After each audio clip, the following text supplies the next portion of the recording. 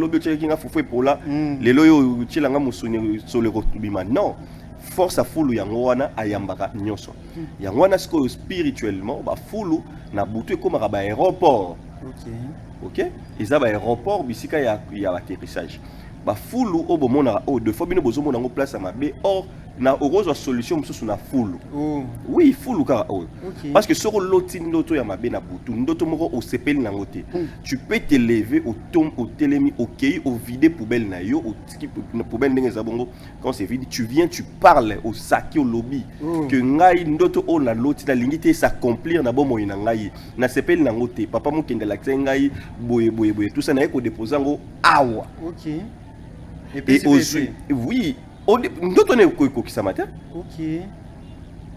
Tu vois? Donc parce qu'il y a la connaissance full mais la poubelle. Oui. Donc moment na full aux yeux yango au kangisi yango tout ça OK kocha. Full et sungara batu et sungara biso na marambo ebele. Il y a d'autres il y a de cas mususu que na ndako ozo sentir lourdeur makasi na kati ndako. Ozo sentir be énergie négative na kati ndako. Et il y a des choses bilo mususu simple oyo na koki koyebisa yo onini osali yango na kati ya ndako na yo et omemi yango wapi na fulu et jour wana après au vide fulu na yo tu vois donc au dégager donc c'est à dire que nyonso o bomona yango na baloba que rien ne change, tout se transforme et pardon rien ne se perd, tout se transforme dans la nature. Alors nyonso wana ozomona ke ezali connaissance oyo ata chrétien za na posa nango te basali service la maison ndako ezo bunda contre yango moko et ça la nini. OK au trahir déjà mais nini ça la ke bino wa guide spirituel bo soutenir quand même équipe nationale na biso parce que ça appelle comme abelende yo mo uti koloba awa bo trahir quand même papa eza ba match mususu soki okie otie moto okobukana OK retour nango charge nango okobukana ekoya ba nini moko boy mais non il faut comment apaiser à travers les offrandes si tu n'as pas ces possibilités là. Et puis mboka pepe sur ma possibilité wanate au salanine. Tu vois? Oui. Au salanine. Alors quand nous non, en fait c'est d'abord la fédération, c'est dans l'organisation. Omoni ngama mtozo sala otozali très utile. Bon, en fait, il y a des politiciens parce que je peux pas qu'on a koki ko sala ingraté. Oui. Je me connais avec un peu bon batebele na kati ya mboka oyo mais là on a mon aramingi c'est pour beaucoup plus ces alarakaka que bon ça va peut-être par rapport à papa mukendi pour na marambo na ye tu vois mais j'aimerais aussi nazo pesa bango pe conseil bo inviter rapper biso pe pour na pe makambo ya mboka. OK tu vois et ça la intérêt kaka ya yo ke kitwana olungwate papa mukendi na ko sala na ngai tu vois on va oui mais ils ont la paix pour la paix intérêt yamboka c'est ça ce que les problèmes bon bango pe bakuta la paix ba challenge belé aux autres travailler pour namboka aller bazo choper ba kuba na sima et tout donc tu vois un peu donc moi pas si on a yango na lobby qui monte peu enseignement il faut tout ça là un peu makasi peu pour que et ça la mama la alors mutu temps pour na marambo la bango moko mona mutu ba rotia bango ba donc vous travailler sans problème mais pour la likambo pe yamboka mboka pe tchaka ke osala biso plaisir à trop. Merci beaucoup guide spirituel mena mboka na biso papa mukendi en tout cas to boucler chapitre oyo to kota maintenant na mozindo ya masolo mama na likambo oyo etinda biso pena to lukayo to meka mpe ko solo kodia na ebité kodia ezali nini bato bele bayoka ka kodia ba comprendre te kodia ngo ezali nini ezala relamba kodia ngo ezala kambongo kodia ngo ezala papier kodia ngo ezala elima donc eloko na bato balinga mpe ba comprendre yango kodia na mukuse ezali nini. Alors merci beaucoup pour cette très belle question. Alors ende ko beta ndembo nde to binga na lingala na monoko mboka na biso pona koluka qualification na biso pona coupe du monde après 52 ans.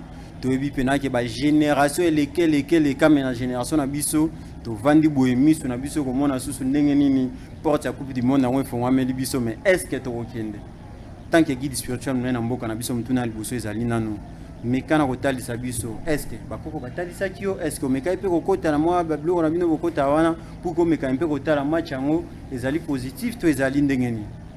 Voilà, merci beaucoup pour cette très belle question. Déjà, question nayo, narolinga que to, et même manabiso d'abord le match spirituellement, match c'est préparé à nengenini. OK. Spirituellement, c'est préparé à nengenini. Alors, déjà, naroye boyeba déjà. Pour cette fois-ci, tout le ministre et la sport a sali réconciliation. Na tous les anciens ministres. Ouais. ce qui est déjà une très bonne chose. Ce qui est une très bonne chose. Au monimbo canabiso, pourquoi pe marambo belé ça kotambo la TP le kobonga nango uzala pasi. Pona nini? Mutu oyo alungwa na poste wana. Mutu alungwa na poste oyo, mutu mususu lelo yo zali ko travailler. Et que ce qui est à travailler de tout son cœur. Ce qui a fourni ça qui beaucoup d'efforts physiques et spirituels. Et que ba longolier d'une manière injuste, brisque. Boye ba ke kolela na ye et ko créer toujours scandale pe blocage na moto à remplacer. OK. Est-ce que vous avez là madame? Très bien. Donc moto yo nyonso oyo akoti nesika moto oyo alungwa ki liboso. Soki alungwe yango d'une manière injuste, to pas ali kolela la motema na ye que a fourni ça qui beaucoup d'efforts et tout. Boye ba ke ba oyo so ba Rolanda Sima ba ko payer les pots cassés parce que eux ala ba pot de banane na nzela na bango. OK. Alors, ça va et comme à sous plus pire que moto wana sko akufi. Est-ce que vous avez entendu comme madame? Et comme ils sont plus pire que moto wana salinini akufi. Et alors là on a un problème na moto. Ça l'effort bobongsango avant pendant que moto wana vivant parce que ce moto wana akufi akena likambo wana. Et comme ils sont plus pire comme il faut à deux. OK. Sikoyo, il y a des gens qui sont morts na mboka oyo na kokoyima yima. Na côté d'abord na tout ça d'abord na ministère ya sport. Il y a des gens oyo balungwa à l'occurrence net ba ministre ba Denis Kambai que le peuple elingaka te kutuke ya lungwa. Mais vu la politique, il sera que à lungwaka. La population elle est là pour la likambouana parce que ba mona qu'il fallait donc au moins temps ba travailler ba mona rat. Oui. Qui fait quoi? Ba résultat. Il a démontré, c'est d'abord une personne, papa Mokenda Loba. Notre pays, nous avons besoin.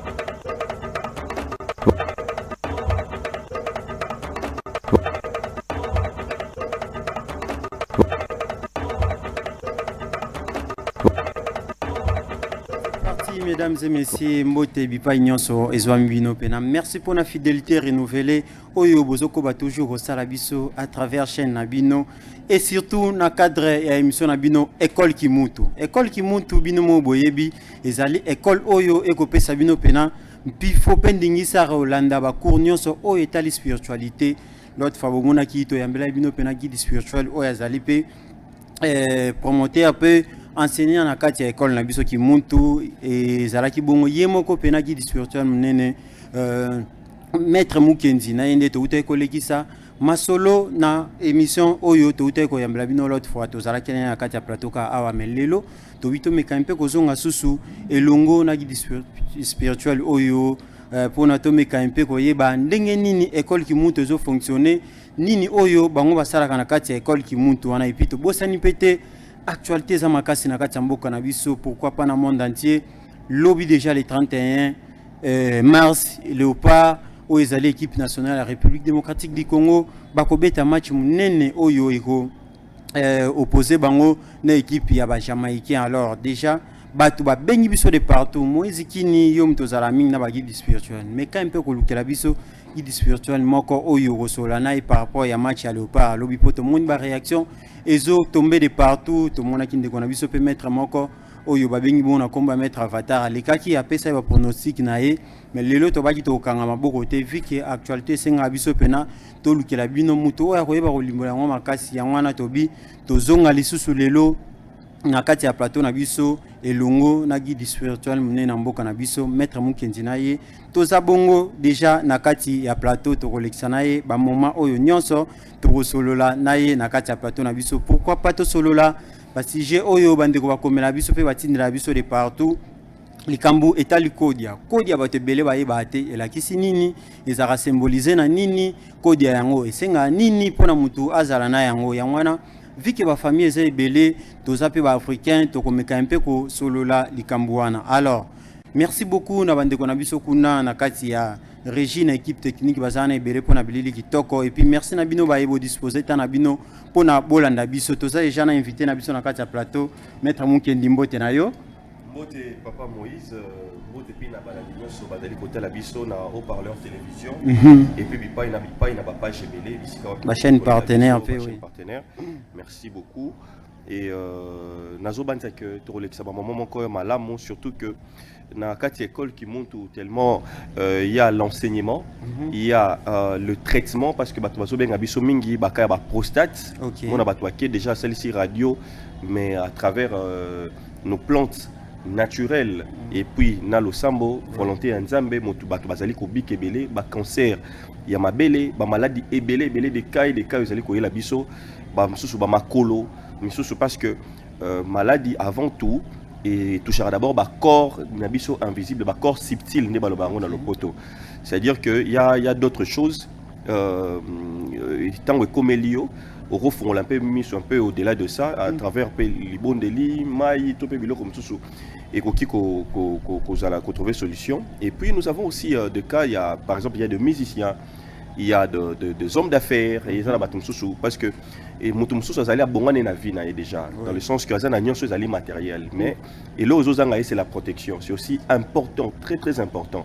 Parce que deux fois, bateau, bateau, ça la rabie sur ma bête, tant que ça moto, tu as la Bible, na sel ipekanaï à tout moment. Mais au cas moi, des fois aux hommes mais pourquoi karangai? Mais c'est-à-dire c'est important que kolanda makampo papa mokendi oyo nazali koloba pe na mambo tozali kosala vraiment yangwana bato bazo sepela mingi et puis je pense que na émission na sijo poni lelo je crois que ko pambola ba famille ebele bana nzambe bipa nyoso bazwami et ko pambola vraiment ba famille ebele bala na biso ne bandeliti na suka vous allez vraiment plaisir à trop. Très bien, merci beaucoup boza pété bola na biso e bandeliti na suka e kozala esengo makasi. Maître Mokendi école qui monte bandeko babengi biso l'autre fois na émission to salaki na yo ebele bazaki na besoin de précision tout tu koyoka tout à l'heure ah oui c'est que non ba baza un problème maladie ba baza un problème de protection mais est-ce que bato wana nyonso bazaka obligé il faut s'inscrire na quatre école qui monte to bazali pe bato mo aye peut-être salisi na eka musala et puis azu résultat na ya kini na non, effectivement, parce que biso juste école qui monte aux dans nos églises.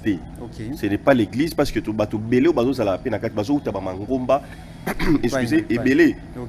Bande quoi catholique bazala parmi biso, bande quoi ba témoins de Jéhovah ils sont parmi nous, bande quoi ba musulmans ils sont parmi nous, bande quoi c'est un peu ni mais tant ba chrétiens ils sont là ils sont beaucoup ils sont nombreux pardon. Donc là du coup ezali maman qui monte yangwana qui monte bolingo le zola et le cerveau ok ensemble ils sangani donc ça monte oyo ayambara batu nyonso force il y a fulu ils allara parce que yambara nyonso fulu et le baté lelo lelo bioche kinga fofo pour là lelo yo chilanga musuni sur le rotubima non force à fulu yangwana ayambara nyonso yangwana sko spirituellement ba fulu na butu comme ba aéroport ok ils ont un aéroport bisika il y a l'atterrissage ba fulu au bomona o de fois bino bozomo nango place à mabe or na heureuse solution sur na fulu oui fulu car parce que sur l'autre ndoto ya mabe na butu ndoto moko au sepel nango te tu peux te lever au tom au telemi au kei au vider poubelle na yo au tiki poubelle ndenge za bongo quand c'est vide tu viens tu parles au saki au lobby que ngai ndoto o na loti la lingité s'accomplir na bomo ina ngai na sepel nango te papa mokende la ngai boye tout ça na ko déposer ngo awa et aussi oui d'autres on est qui ça matin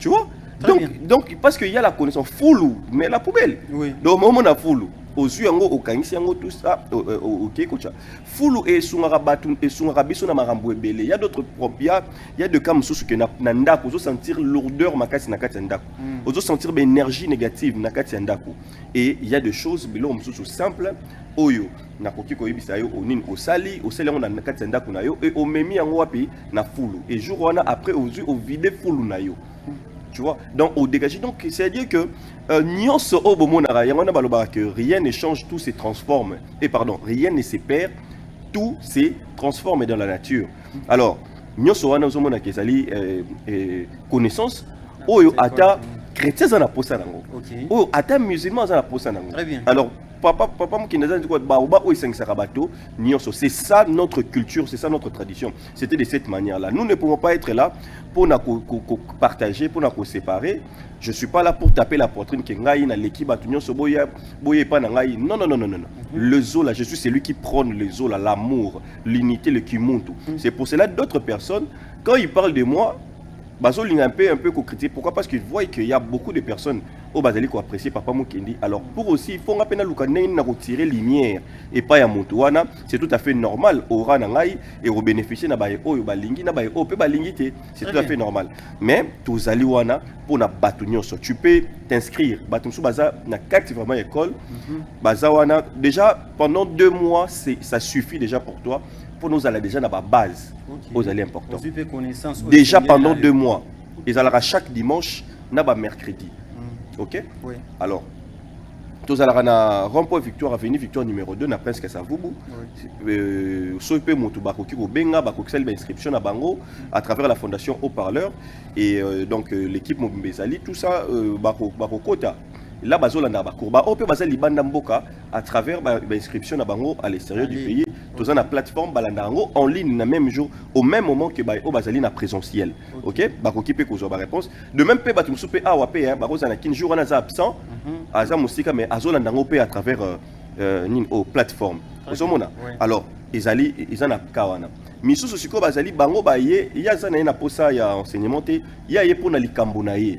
Osomona kanaye spécifique là ezali maintenant à côté donc azanaye pasteur azanaye prêtre azanaye nani mais par rapport à service moko songolo vu la compétence la connaissance papa mokinda zanango ndenge ozomona batu oyo ya ba prostate bato na ba musique na bango zo simba bato na ba politicien bato na na médecine bato oyo bazali na commerce batu oyo bazali même na ba misala na ba fonction publique ba mata ba poste donc c'est à dire que ezo naza Laura ezo sunga pona batu nyonso ezali ko aider moto sans pour autant que okende na banzela moko ya mabe o simba makila o sala nini boye tout ça ozo ko bénéficier na beauté ya vie ozo ko avancer et c'est là que batu mingi yango nozo moya ke batu bazo sepela na biso makasi. Merci beaucoup maître Mukendi totikalika na yo en avant to kota pe na mozindo masolo na biso.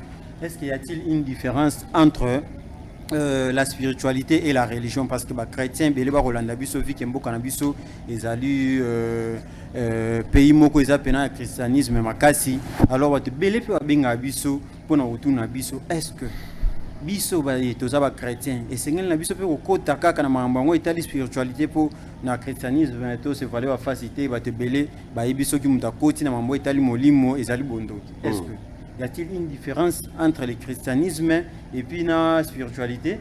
Oui, il y a une différence. Tout le temps, la spiritualité, on a la tradition. Okay, la tradition. Parce que nous, à la base, parce que nous avons la spiritualité universelle. Okay. À chaque fois que tu allez dans la religion, eux, ou dans latin, religare, c'est-à-dire lié vers. C'est un pont où ils allaient lier vers. Okay. D'abord, en étymologie, il y a un mot pour te comprendre. C'est-à-dire que les alliés intermédiaires et c'est quelque chose qui nous a une église comme ecclésia na grec. Or ecclésia qui veut dire simplement assemblée et si ka bato belé bayaka ko sangana ozomona. Alors na kati ecclésia nani oyo atangisaka c'est là donc ça na moto to robenga le rabbi on a dit que le maître ozomona le maître oyo azali destiné uniquement pour enseigner la masse ozomona. Mais non, c'est ça l'intermédiaire. Maintenant, quand on vient dans la spiritualité, maintenant on trouve les rabbins que je suis. Tu vois? Alors, c'est ça un peu, puisqu'on a un peu côté. Dans ce monde que la religion, ils allient intermédiaire parce qu'ils allient gérer masse. C'est pour cela, même les politiciens, même les dirigeants du monde, utiliseront beaucoup plus la religion. Tu vois? Il faut utiliser la religion parce que masse, ils allient. Je vous donne un exemple.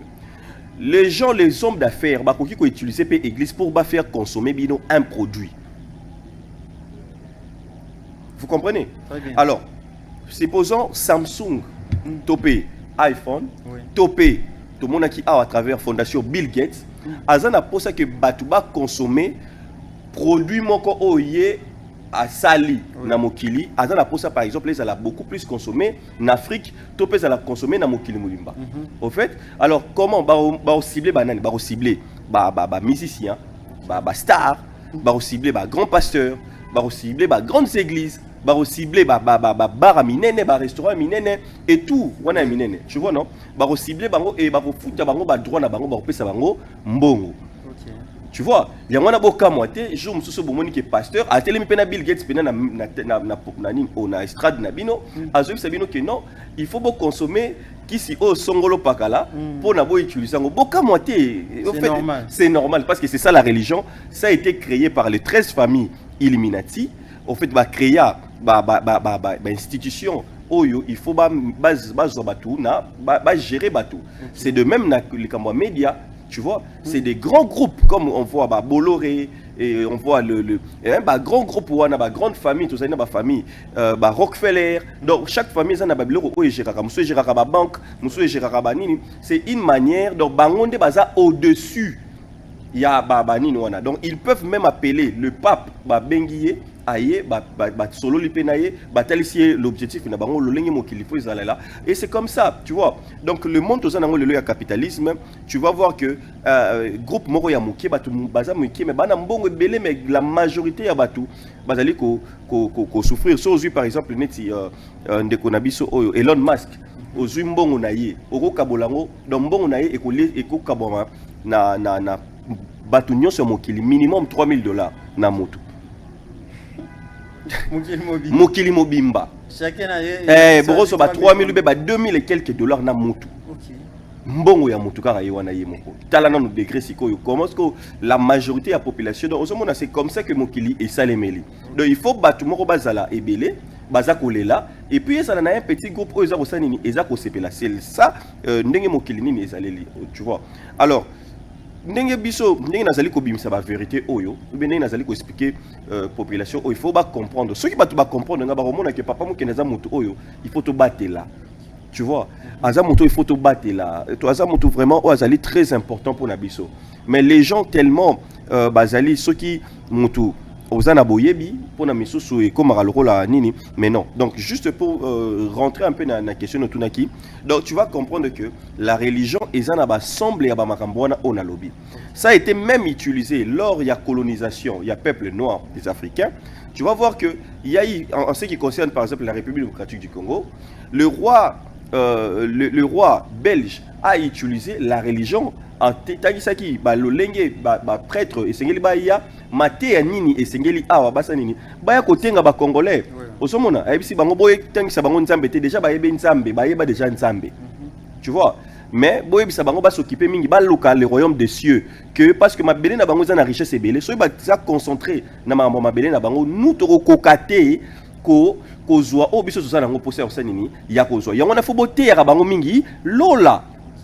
Tu vois, donc or que ça choque tout le monde. Pourquoi? Comment se fait-il que Maté Abaté Arabisono Kutokansarake et Outaralola, mais comment se fait-il un roi a dicté aux prêtres Maté Amorobo Yaroyaroté Abatu? Donc c'est juste ça, la réalité, il y a religion. Maintenant, quand on vient dans la spiritualité, la différence, la spiritualité, ils allaient contact Yamotouye Mokona divin naïe. Na bonzambe o eza endormi na kati na yo. Parce que bonzambe ça la na kati na yo za libandate. Vous comprenez?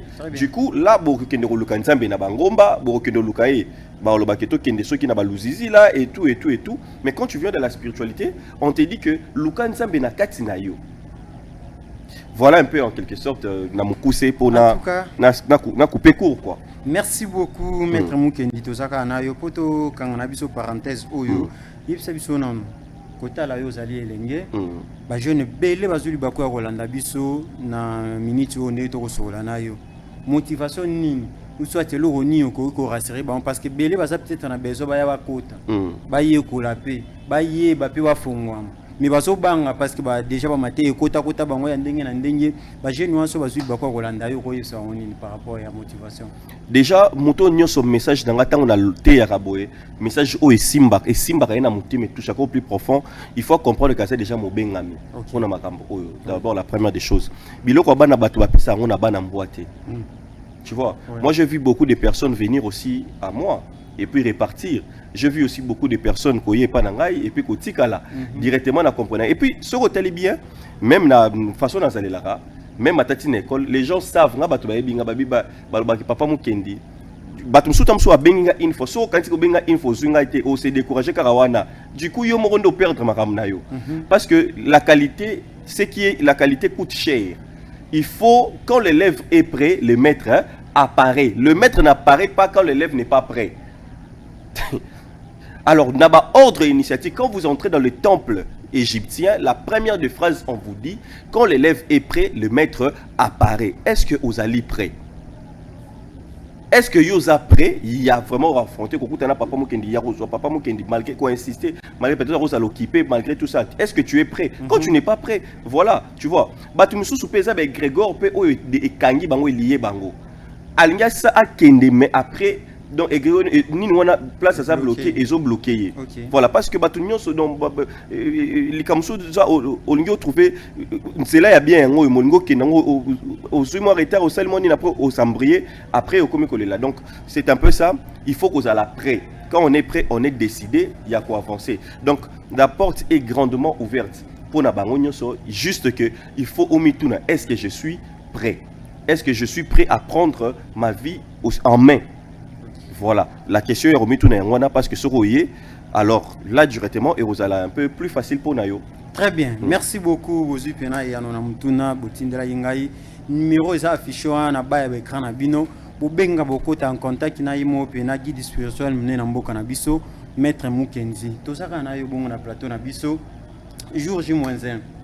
Ba léopard mboka na biso bazo kende kobeta ndembo nde to benga na lingala na monoko mboka na biso. Pour la qualification na biso pour la Coupe du Monde. Après 52 ans, tu as vu que la génération et les cas mais la génération na biso, tu vandi bohemi sur na biso comme on a sous nini porte la Coupe du Monde na wefo wa meli biso mais est-ce que tu okende?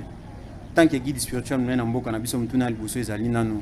Mais quand on regarde sa biso, est-ce que bakoko batali sakio, est-ce que mekai pe kokota na moi bablo na bino kokota wana pour que mekai pe kokota la match yango ezali positif to ezali ndengeni?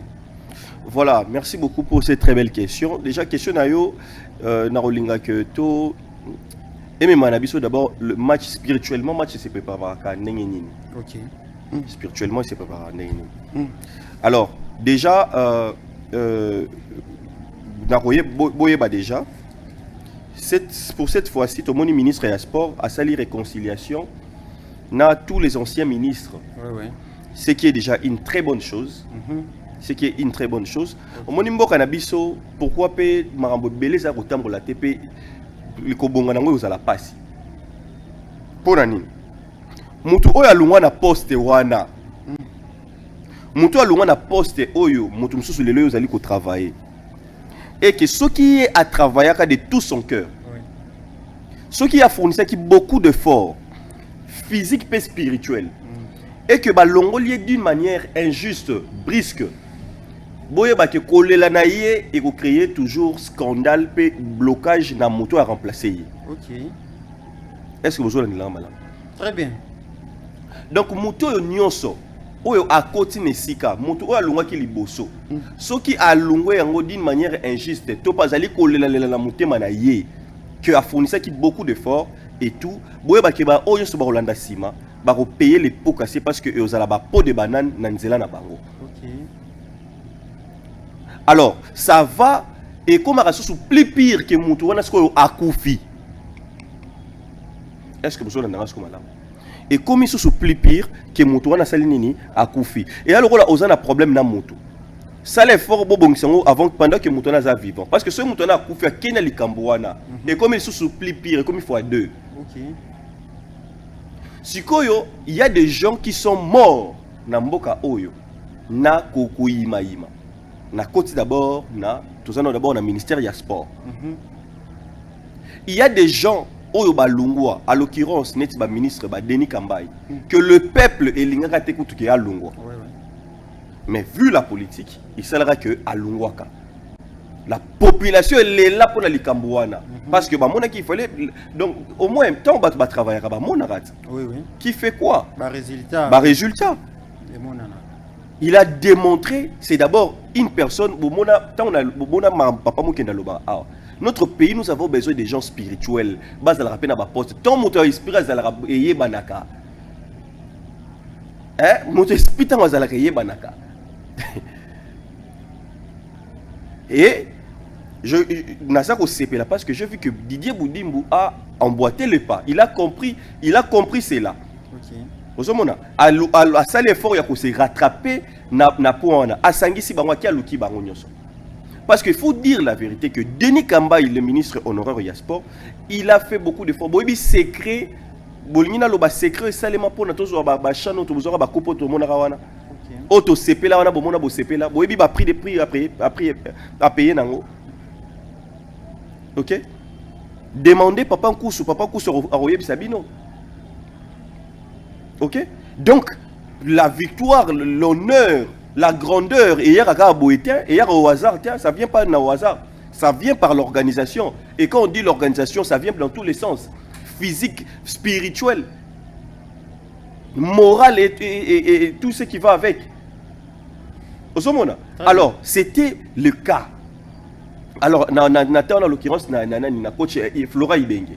Donc, vous sentez que tout ça qui est dans mon pépé, parce que la spiritualité, c'est parce que c'est dit, bien ça la rassurer, vous sentir engouement. Même le sport, il y a un cannabiso, club, il y avait cet engouement là.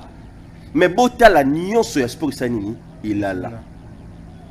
Et vous pensez, bota la même à table club, vite imana yo ka sous vite imana namboka oh. Et beta maki lobby mais sans impact. Donc il y a tout et Salnini et là. Pourquoi il y a des gens au plus profond à Mité Manabango au Bazalaki Kosanini Koyima Yima. Alors quand vous venez par exemple na Kanetianga 6 mois en tant que conseiller spirituel, je pense aussi OEP à Sali ceux qui a eu conseil wana c'est une très bonne chose que yako sangisa bango nyonso parce que babilor marambo ozaki na mitema et salanini et bima afin que réconciliation salanini ezala le secret idée marambo salanini et pesa mais puis na sepeli mingi pe bakei bazali kuna. OK, je vous avais dit déjà clairement en voyance la victoire ezali ya biso. La victoire clairement en voyance ezali Yabiso. RDC contre Jamaïque. Effectivement, la victoire ezali Yabiso. OK. C'est pour cela que vous allez voir d'autres maîtres balobaki que pour après ils ont changé de langage. Il faut échanger, oui. Tant on a lobaki et tout ça, on a déjà lobango depuis kala na voyance ndengini et monamaki. Maintenant, qu'est-ce qui va se passer, c'est quoi ndekonangai? Le problème mamaka oh la lobaki yango toujours sanini ezo salemaka. Il y a des gens qui n'ont pas eu de visa au yobakei te. Et tous ces gens-là, parce que l'Ikambo, quand on travaille avec l'Ikambo, en tant que spirituel, tant que ça, ça va avec le président de l'équipe, le coach et ensemble avec les joueurs et comité de recherche. Il faut que vous allez là-bas, moko. Pour tes secrets à la révéler, ce secret, Mika Mibi Baby. Ce qui secret, c'est Bimi Bopesi. Adversaire, occasion. Parce que le match, le sport au Bomo Nara, ce qui se passe, quand on travaille le match, quand on prie pour un match, parce que nous avons match on a Bible, quand il y a de versets, Bible, versets aux répétés, et ça la barre poteau. OK. Oh. Non, tout le monde va jouer, il va coach, il y a c'est qui a répété ma verset. Mais tu as mis ça blog, peut-être faire ça radio. La radio c'est la radio zoyoka. Mais tu as mukenzi mais tu au monde a été mais à ce que vous avez mis ça blog c'est très important parce que lobby déjà après plus de 52 ans donc on a sous comme on a coupe du monde mais lobby a jour J-1 maramboisa. Voilà. Alors, viens on a lobby que bateau oyo batikali. Bazu ba visate. Bateau bazu ba visate. Ouais. Et bilongi misu se comme on a kuna les oh batum mutum so remis tout na mais peut-être lui il rôle à jouer à qui très important. Peut-être ba sportif, peut-être tu vois comité de recherche, ba animateur et tout. Mais batikali mais batu oyo akobeta ta maboko te. Akokata te ko bele la ta ou bien ko yemba ta 2 minutes au akokate. Makei. OK. quand ces gens-là se ko batikali papa na ngai yeba eloko o eleki kindoki nyonso o ki source ya kinchor nyonso boyokaka ezalaka nini keto. OK. Keto ya moto o bozali libota moko ndeko na yo soka chelio keto na motema ndeko na ngai to pe mwasi na yo to pe mubali na yo ndeko na ngai yeba ke vina o déjà komi na ba problème parce que ye azali na cercle na yo.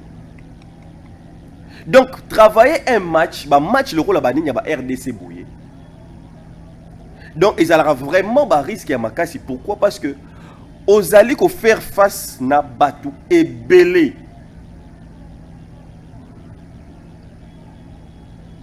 Et naebisa kiyo que et loko za ko poser problème, je vous ai dit ça selon ma voyance, ce qui pose problème ou il posera toujours problème na mboka na biso, c'est toujours likambo ya trahison. Ndepe yango pezo salem e ko salema lisusu. Oh, tikolo babula. Nazo ebisa yo. Match alobi lisusu trahison. Nazo ebisa yo. Nazo ko sonner donc ezalo ko nazo beta trompette. OK. Boyo kanga nanda ko loba le soki moindo ki belela yango déjà ko belela avant lobby. OK. Match Algérie ba yiba biso 2 buts na terrain. 2 buts na terrain. Ya Sénégal pe en kati ya stade Martyra. Na ya Sénégal na kati ya Martyra. Wana ba yiba biso habité. Ya Sénégal. Oh, oui. Surtout awa kutu trahison les Karamakasi. Oh là là. Pourquoi? Il y a beaucoup de choses. Bana barumbu ba réclama ka makambo ebele. Bana ya boye makambo ebele que misusu na ko lobango na télévision awa tête. C'est ce qui fait créer l'Arabie ce problème. Or, 50 ans après, nzela ezali polele. Mais misusu pe balingi te que ceux qui tokei Coupe du monde européen ça parce que les enjeux sont à la politique paix. Les enjeux à politique. Yangwana nazali ko tirer na ministre na biso Didier Boudimbo. Azala regardant tout cas na quelques heures il y a match. Oui. Likambo on a lobby. Et Sengeli va sécuriser cette victoire. Okay. Moi na sala ou bien parce que ça demande de moyens en fait. Ça demande de moyens parce que il faut tous à la véridique et plutôt expliquer à bateau. Oui. Lobby Jamaïque bazobet eza la continent na bango. Bozomona. Oui. Biso tozo kende kuna étant comme bapaya na ndenge déjà to comme République démocratique du Congo parce que surtout qui na Congo, on peut aussi réclamer ba terre wana comme ya biso parce que bunda makabongo likampe ya mabele et kontaka. Ça c'est vrai. Likampe ya mabele kontaka. Mais to comme République démocratique du Congo, toza déjà na égrégore mususu, toza na identité mususu spirituellement. Du coup tozo kende kuna baza ko yamba biso. Pas ba voisin na bango et tout. C'est de même le que le beta en Afrique ou ils beta matin na Congo baza na Gabon, ça aussi a un impact na lieu na ni na mabele wana. Alors, nous devons sécuriser cela. Pourquoi? Parce que bango pe kuna pe bazo travailler. Et na sport, na football, et ça le quoi de cas de même on a motoza na kana justice. On prie et puis bon moni dossier on est là et c'est la domination. Okay. De même eko ko arriver que mutu mususu au mona boye yo ke na boke ko défendre pa na ye nando lo bayango tout ça. Et ça les maka mutu mususu cop na ye yé a def ça ka tumbongo. Maintenant so ya papa mo ki prière pour te tam sou bateau ba défendre mbongo pa na ye ba ko ka ko futa mbongo wana te ya zo ka bango ba garantie na bango. Est-ce que vous comprenez madame? Et ça rend des matchs ça les travail. Domination, ba domino, ba tio kilo. Ba place mususu mona bo yoza kana posa kaka odefa kaka akuna. Vino mobimbe bebi ka likolo ya ko defaka. Or, ezali na ba prière, o ba guide spirituel na ba bazali ko sala pona ko sani pona ko assujettir batu bakendaka ko defaka bango. Yangona dans cette vie il faut toujours analyser kozanga ka spiritualité, kozanga ka médecin na yote, kozanga ka avocat na yote. Makambo belé bozomona mokili zo selema c'est la spiritualité. Place muso kenda ko defa nyongo, okenda ko defa mbongo, opesa garantie beaucoup lupango na yo. Ti lupango wane ko kende papa. Ozo sumbongo ti. Parce que oza polele. Ça se passe même avec des banques et tout. Tout est spirituel, bande konangaye. Mon kilio zali komona o. Il faut la charger. Même na mboka na biso, bini na mboka na biso a. oui ba congolais pour que tu comprendre que tous à un niveau qui est spiritualité ba banque belé et ya ko défisa to bambongo awa ba étranger ba défara mingi ba étranger ba zala bien bo landela mingi na mboka na biso même Congo ba wara et les autres bango ba défara na ba banque ba zongi saka ba avancer ba kindara liboso mais congolais soka ki ko défara na banque ba faut ba kanga ye kaka il faut mezo kangama affaire kangama au-delà déjà il y a déjà ba chele d'abord taux intérêt élevé et puis aspect sous spirituel wana lisusu est bloqué les sous donc il faut se pas kende pour nanini parce que mais les étrangers sont là pourquoi parce que bango bazana masolo mais bino bozo comprendre qui muntu très bien match à lobby donc match à lobby nous devons sécuriser la victoire est certaine mais to sécuriser nous devons sécuriser yango ceux qui to sécuriser yango te ndeko Moïse na zoyebisa yo nous allons pleurer parce que en ce moment déjà nazali comment na côté camp adverse baza ko travailler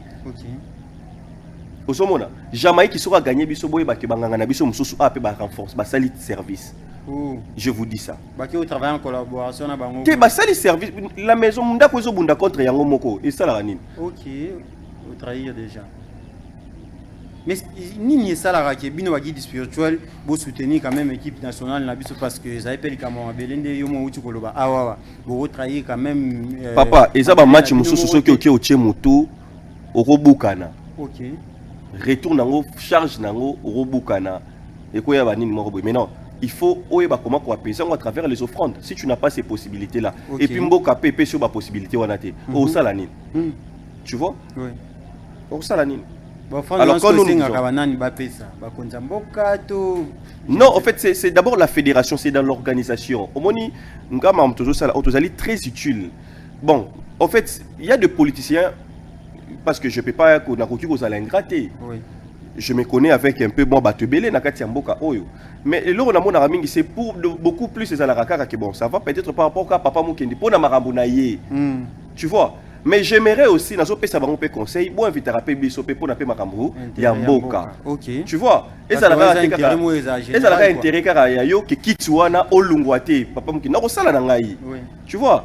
On va oui, mais et ça la paix pour naper intérêt Yamboka. C'est ça ce que les problèmes. Bon, on peut pas la paix ba challenge belé.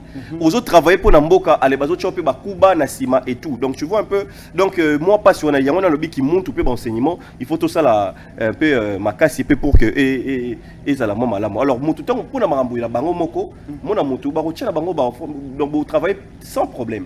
Mais pour la likambo pe Yamboka Mboka pe tchaka ke osala biso plaisir à trop. Merci beaucoup guide spirituel mena mboka na biso papa Mukendi. En tout cas to boucler chapitre oyo to kota maintenant na mozindo ya masolo mama na likambo oyo etinda biso pena to lukayo to meka mpe ko solo.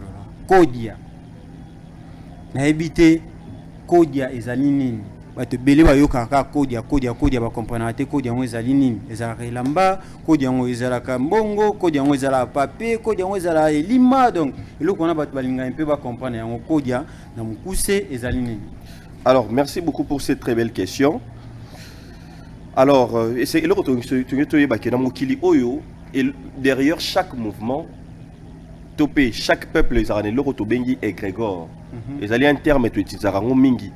Nakati ya na spiritualité ozali kotalisa le cercle le centre il y a énergie il y a pouvoir au etambusaka chaque peuple na pesi exemple ka ya baluba qu'est-ce qui fait que ti lelo chiba ozalara na puissance c'est ça la question que je dois se poser tu vois alors c'est comme batunde basambela que tozali ko sambela tozali ko belela makila ya Yesu oya kufaki na Golgotha du coup bazali ko pesa énergie.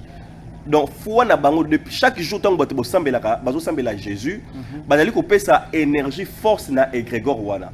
Mais cet égrégore là, il y a on ezali na 2026 ans. Est-ce que ça na malam? Donc deux égrégore wana o babelela et ça juste na 2026 ans. Or que la terre autozali au mokilo tozo vivre. Et ça na plus ceux qui n'a plus de 14 000 ans. Ce que égrégore batubabele la ralelo ezali na 2000 donc ça là on au moins bané au mso etikali donc mokili banda kala Tu vois. Maintenant, lokola mokili banda kala wana. Sikoyo égrégore o eza égrégore ya kala koleka ba grégore ba kala nyoso, eza égrégore ya tradition na yo, ekolo yo botamela. Égrégore wana eza égrégore ya kala koleka. Ya wana komona ke bato bazokutana toujours na ba problème. Likambo ya famille na yo ata osambelaka, même si tu es dans l'égrégore il y a islam, o eza nango récent awa 2000 et quelques années, égrégore il y a nini, oh, il y a christianisme 2000 et quelques années, il y a je sais pas moi, il y a Rose Croix, il y a franc-maçonnerie, mais Grégor nyoso tokoki koloba, ezali ba Grégor mo so totali ba nena ngo, ezali moins par rapport ba Grégor oyo il y a ba tradition na biso na ba tribu na biso.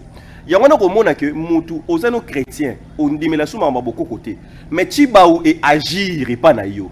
Parce que Grégor wana ezali plus puissant que les Grégor oyo yo ndimele la récent. OK. Est-ce que vous comprenez? Et puis, jour de venir avec Grégor Wana, na jour ya libala par exemple. Na jour ya libala, au sombi biloko oyo basengi, machette, munduki, ba café, banini. Oyo biloko wana eza biloko banani. To mona lelo papa muto kozambongo to noko muto kozambongo. Siko biloko wana misusu. Botu na kate, eza ya banani. Ekendaka wapi? Papa ataza pasteur. Kosala na yo RRT mbongo likambo mbongo libala oyo papa nazobisa yo mbongo libala so balobaki que mama moko boye to pe papa moko boye fo aliango ataza na mboka boso mbongo wana botinda botindela ye ekomela ye alia mbongo wana bolanda nga malamu soki osali erreur bozu yango botinya ko côté mosusu nde libala no mona ka mutu moi sabota raté libala no mona ka bénédiction za la raté mubali boye tout ça mambo belé otikala na nyongo ya libala ba problème et des problèmes il faut s'acquitter ozolanda donc likambo o etali bokoko likambo o etali coutume bosala ka yango avec respect nango mobimba po égrégore wana bandeko nanga mutu akosa yo te. Tu vois, ceux qui ont un respect na biso et Grégor na biso très bien. Namboka na biso bato batonda na l'église. Parce que bato balinga bazala bien. Mais pourquoi la plupart des gens, ils prient beaucoup, mais ils se rendent compte que combat ya famille, makabuka ya famille, mais ndenge nini ezozalaka na ngai, ndenge nini. Ah Jésus. Jésus mais na sambelaka yo, na mfokaka yo, mais ndenge nini. Et bazo la tanga kaka, eza nini? Parce que cet égrégore là, eza égrégore ya kala, kolke égrégore oyo, yo zanango. Du coup, il faut comprendre yango ndenge nini ya kosala nini ya kozala na yango. Ndenge nini ya ko gérer yango. Parce que Kinchor et si la kate, mutu soka linga kende akufa, a pensera déjà nanya kotike la Kinchor. Donc ici la c'est des générations en génération de Ezak kala koleka ba Grégor, il y a ba religion nyonso otoza nango lelo. Est-ce que vous avez malade? Et c'est de même aussi et le rotobengi ba kodia ezali Grégor ou ezali kala koleka ba Grégor et belé. OK. Ba Grégor ba kodia ba tumsu e banda depuis kala. Bakoko ya bakoko na bakoko ya bakoko bazo penser balingi bakufa ba penser nani bakotikela bazo tika ezokende c'est comme ça. Mais sous kutu ke na récipient parce que le rotomona rawana comme utu wana ko de neni koki to penin ezali juste symbole. C'est symbolique au fait. Kodia mususu ko sala kaka kana net le ronitu o lati o kaka kodia. OK.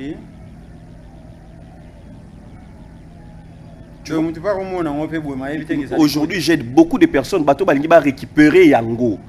Bato balingi ba récupérer yango. Le numéro est aliwana. Balingi ba récupérer ni na bango fait. Bon récupérer yango. Donc muta bengio, kodi na bango famille bunga, kodi na bango famille sala ka suite za besoin récupérer, ba benga bisuka na ba numéro za affiché wana. Boko récupérer yango. OK. Nzungu na bino ya famille, to peni na bino ya famille, boko récupérer yango. Zalande esko mutema ya malamu. Quelles sont les conditions kasi mutu il faut promettre ngai que osunga batu. OK. Soko osunga batu te ata yo moko vraiment. Donc c'est simple. Il suffit que vous ayez monté mon osunga batu. Osunga batu. Et puis on s'assurer que papa mo kendo tali singa ke lisolo to yoka na famille na biso ezalaka. Mais sous peut-être suboka lisolo na te mais on peut checker pour voir ça aussi. Alors, comment est-ce que Moutou a se retrouvé soit ça comprendre que la famille n'a pas de to ala na ko de soit to zala na te atunat abengati benga mama na bino benga papa na bino ba misusu nde bazabwe ba parents na ba bombela ba bakudia mais bazo banga mwana na biso tozomona yeke akendaka trop église asambelaka mingi est-ce que ko comprendre ngo pourquoi parce que batu bazana ba école te ba école bisika ya ko apprendre mokili suki kaka te kana na kotanga kaka Bible te. La vie ne se limite pas seulement dans la Bible. Ce que tu as la Bible du lundi au vendredi, du 1er au 30, mais tu vas vivre comment aussi? Tu as aussi des responsabilités. Un moment pour qu'il y ait un salat, un moment pour qu'il y ait un collecteur, un moment. Oui, il y a d'autres choses dans la vie aussi. Il faut apprendre. Ce n'est pas mauvais. Tu vois? Donc, il y a un c'est ça aussi. C'est qui peut t'aider dans la vie. Parce que ils ont la bénédiction makasi. Ba problème sous ba blocage muso ozalango bozo zalango parce que eloko wana et Grégor wana ils ont réclamé bino. OK. Et tala mingi ba famille belé ba benga bango même que yaka ozwa ko dia papa kufaki mama kufaki noko boya kufaki omona noko lingaka o mingi. Koko lingaka yo mingi parona lingaka o mingi a confiaka au certains secrets ils alaka pamba parce que ayeba ka monsieur comme na moment morobo il faut eloko moko sanini alléguer yo maintenant que akufi subitement. Mais il y a des gens quand même. Non, on vous a juste mal enseigné. Okay. On vous a juste mal enseigné. Navi papa, Navi ce n'est pas seulement de prier du lundi du 1er au 30 T. Navi peut air moro pe sengrape au beti moi au kepe moi tour moro pe moi vacances pe. On s'appelle moi na mbatut. On s'appelle na droit à fin de konanga. Est-ce que Dubaï wana sali maka pour na batu mususu yozo mérité en côté. Hein? Bandeko me bazan ba pays mususu pe est-ce que oro qui ne peut payer mo répéter OK pe na banana OK bo pe vacances est-ce que yozo mérité en côté mais est-ce que code des ali bondoki to ezali bondoki ce n'est pas likambwana c'est là que je suis en train de dire n'est pas jusqu'à nani code comme rabondoki tango bino bozali ko boya yango pe bozali ko bebisa ce que tango yango zo réclamer ce ko bino ndesco comment créer ce ko ba problème na ba blocage ndé komi bondoki. Et puis il y a maintenant ba Grégor misusu siko ya ba famille misusu ki tam misusu lolenge ki dalaki muto azaki nango tellement bebisa ki makambo yo kende nango et komi ko zwa batu na famille komi ko boma. C'est là ce qui bozana kana beaucoup ko benga pona comment ko orienter yango pona ezongela na lolenge nango ya malamu ezalaki bénéfique ya bénédiction et non que ekela ko lelisa kabino. Yango na mingi ba éviter yango plus bozo ko éviter yango bomo na ka batu bazo ko kufa bozo mo na ka ba dégâts bozo mo na ka pauvreté parce que bozali ko bozo lier ça yango te or mutu oyo azali prêt oyo po ezaka na ba famille ya batu eza belé bande ko bazo telanga bazali bazombo ba yombe bazaka na surtout bazombo bakolo kutu banini wana ozomona oyo za nango lelo ko za nango plus que au-delà. Nini wana ba msuza ki ba nzungu ba msuba koki ba msuba nini nyonso neza nango ba récipient eza nango ba symbolique lelo force wana ezali et Grégor wana ezali et koki koye fani même na chaînette oyo. OK. Et du coup okomi le konzi ya famille ozala mutema malamu il faut bando sunga parce que ndeza bongo okola la bolamu ki buru ba bengo na kin kuna ndeza bongo awa tolia kité tout ça il faut sunga il faut payer ça ata mukie ata ko pesa nini te ça l'effort j'ai tout ça nini au pesa. Oh, likambo boy, tout ça, kokunda mutu, il faut kunda. Oh, kuna na mboka boy na boy, il faut ça. Yangona yo faut ça laka. Mais ozomona, siko ozobo yango, siko ozo nyoko masikoyo. Ozana ba blocage, makambo siko ozobo yango, siko yo moko ozomona teke na wana ozaka na yo, opesa kata ba solution na batu. Yo po ozala pe bien. Kenasko ozala oza bloqué boy, oponi nini.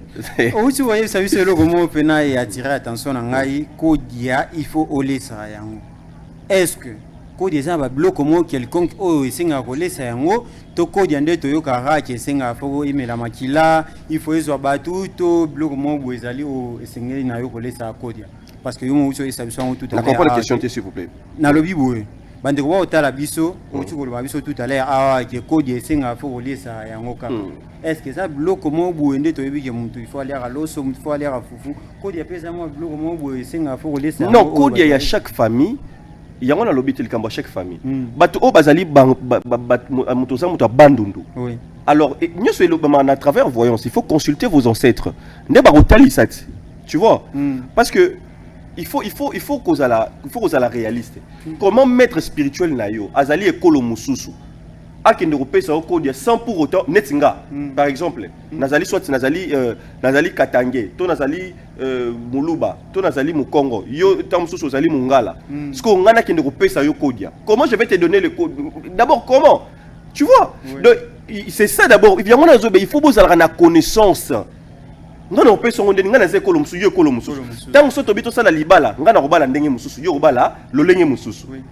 Tu vois?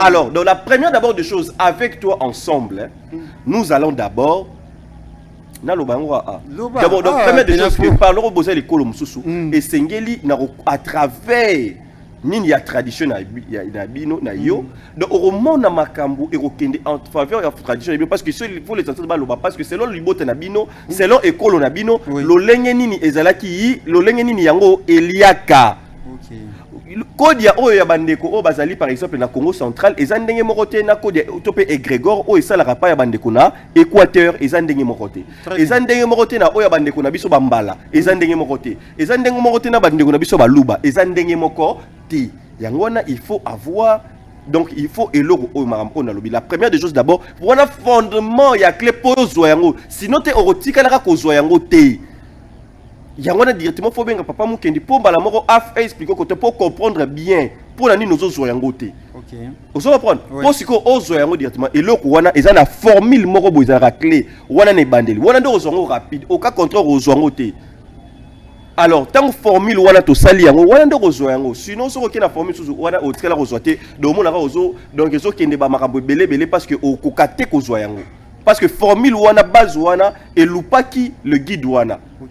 Topé le maître là, topé le dirigeant moto à l'hôtel so et lupaki côté on a raté yango. C'est ça. Donc yango na papa qui ndo ça l'effort ou expliquer nga yango na hôtel ça ni oya ko sala et puis directement ndebo reçoit yango.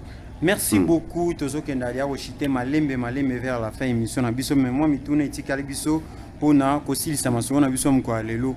Est-ce que vrai il faut ko dia pese ngama kila parce que ba te belé babenga kabiso viki tozala pena ba guide spirituel belé ba tuna biso mutuna wana abiki ono to yoka ko de senga makila est-ce que c'est vrai que ko dia pese ngama makila déjà eza vrai eza pe faux. OK.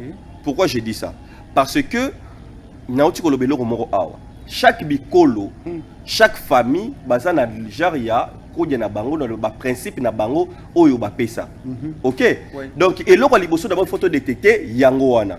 Bakodia ba famille nyoso tende senga makila bakodia ba famille misusu esenga ezaka bambeka et puis ba likambo oyo par exemple ya badon.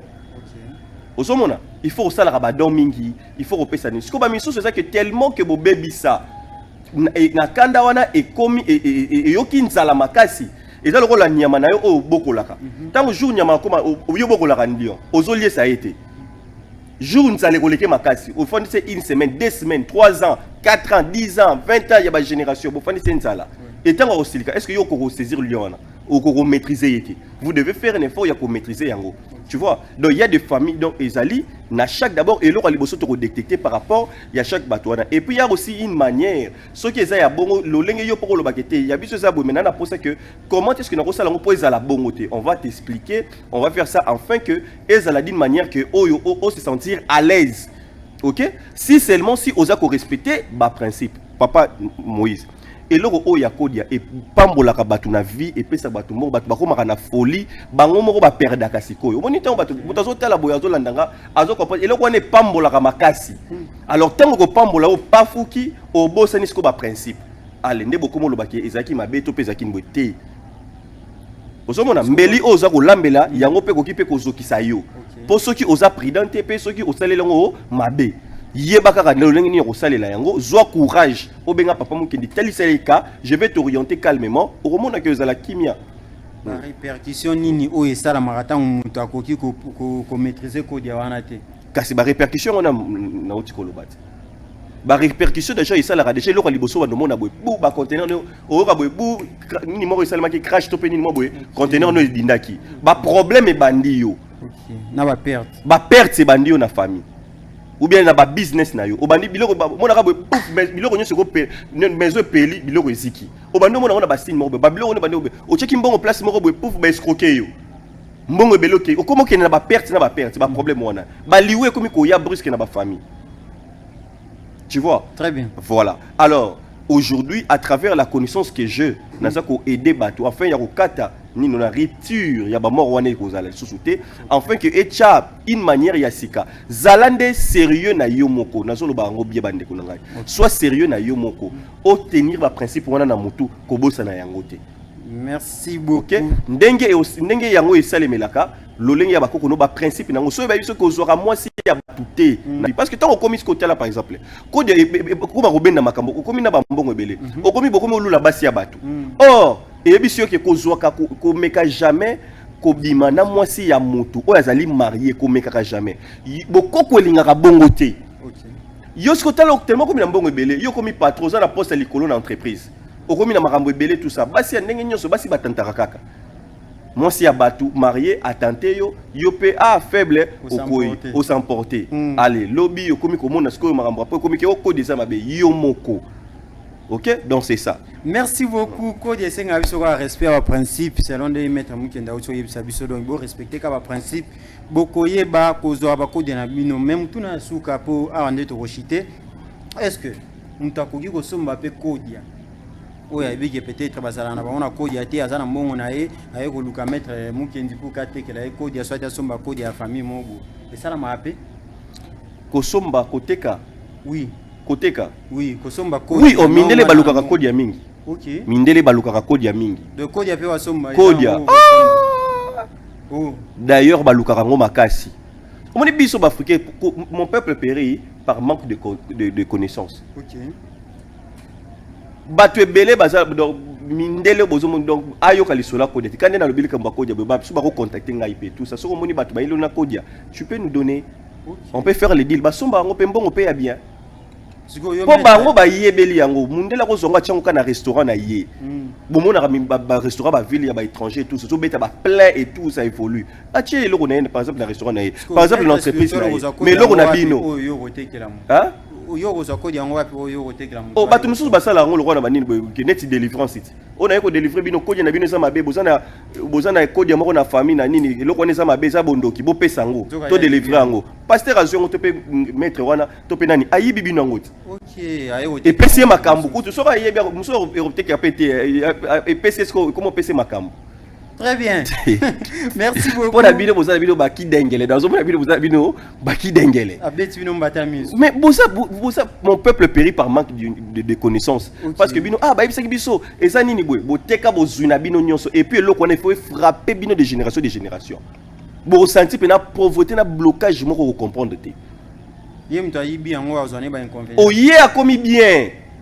Respecter ba principe. Est-ce que tu sais que omoni singa mutu oya kufela mutu omoni ndenge mutu amidi kaka omoni singa wana obi monta singa ne te kamela monsieur et soki mutu zaka na singa o mutu amidi la mutu akufa na singa midi wana singa wana ete kamaka cher ozumbo ngobongi bandela na eloko wana papa Moïse ma amsu zero omoni singa mutu amidi mbika je na ndenge ya boye ça na ndenge est-ce que d'abord bomona ngo tala eza ba prière musu se senga tamso esengi ka singa wana luka ngo sikoyo.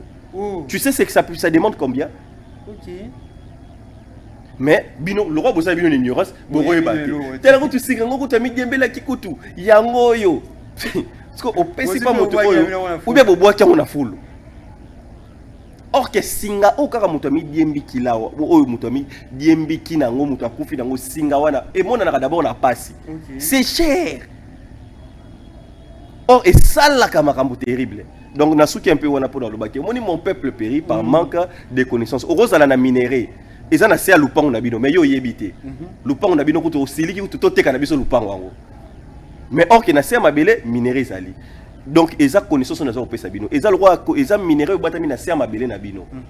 Mais bino bo yebité bo les colonnes lupango ceux qui vont comprendre yango kaka est-ce que bo teka lupango wana jamais bo tongata ba mira milai po bat ba mona raté makamni zoli kana na kati.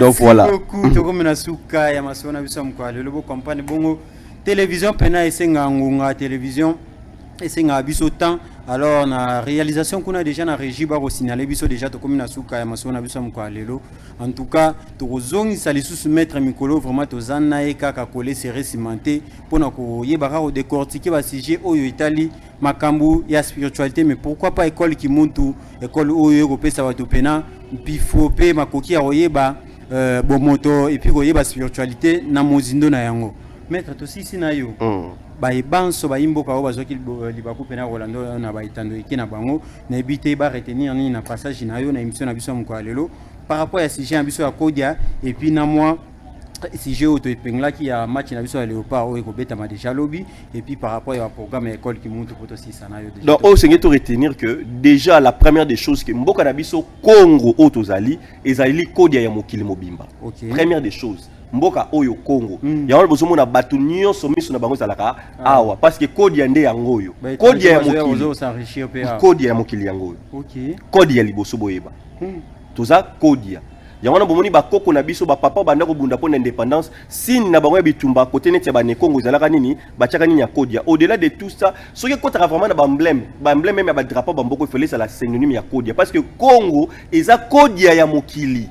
Mais peuple nango azali ignorant de même que yo pozo talanga bozaki na Kodia na famille to pozali Kodia vivant po miso pesa na bango batikela bango malobaza Kodia vivant tu vois au monde que yo na famille yo ndeka muto sungaka tout ces moments ils ont lekela yo ba problème nous a muto côté la te oza Kodia ya libota oh tout le monde ba yaka ko sani ko benga ko puiser mais ce qu'il faut ça la connaissance pour que ba puisaka yo pe ozala ka bien yo po se rechercher au bénéficier ka parce que tant yo zali ko pesa ce que vous avez la connaissance au pèse au pambo masu makasi mais tant que vous pèse ça par rapport ni bazo épuiser yo bandotiko au komi ke vina yo zara no passe yo sungaka batu mais yo basunga kota retour yo zara ba problème au épuiser yo bolanda makambo bien na lobby OK et puis pour na mboka na biso Kodia ya mokili na lobby tous conscience nous il y a de vrais spirituels na kati ya mboka oyo batu bazolunga ba États-Unis bazolunga ba Australie ba étrangers tout ça ils viennent me rencontrer pourquoi pas tout ça moi mingi pe quand même ça m'a pas pesa biso on peut faire beaucoup de choses mais tout lingana tout la intérêt na biso tout la intérêt mboka nzamba ko pambola biso vraiment na pamboli bande ko nyonso oyo balandi biso ne bandeliti na suka et puis merci na bino moko pe oyo permettre ki biso to ko rozala papa mokendi naza ya batu nyonso moi je n'ai pas de parti pris je n'ai pas de problème avec qui que ce soit je suis là pour tout le monde et juste le courage où il y a question na yo na ko répondre en gros sans nini donc au moni problème besoin un problème à Kodia wana besoin mon ezo embrier bino mutu benga papa mokendi tuna je vais vraiment très bien t'expliquer et ne peut besoin solution en sans problème. Merci beaucoup toko minasuka masona biso mko lelo vraiment boti karaka wana bonne suite des programmes na bantenne na biso surtout ba numéro za affiché wana bo benga biso boko mela biso botine la biso pena ba mituna na bino nyonso pour prochainement tant to zongi sa susu papa mukini na plateau na biso to ibakaka kokoba masolo par rapport ya mituna oyo bo tinde la biso merci na équipe technique kuna na réalisation pe na régie na pesi bango bambote belé pi matondo mingi tokutani na mikolo ezali koya au revoir. Au revoir.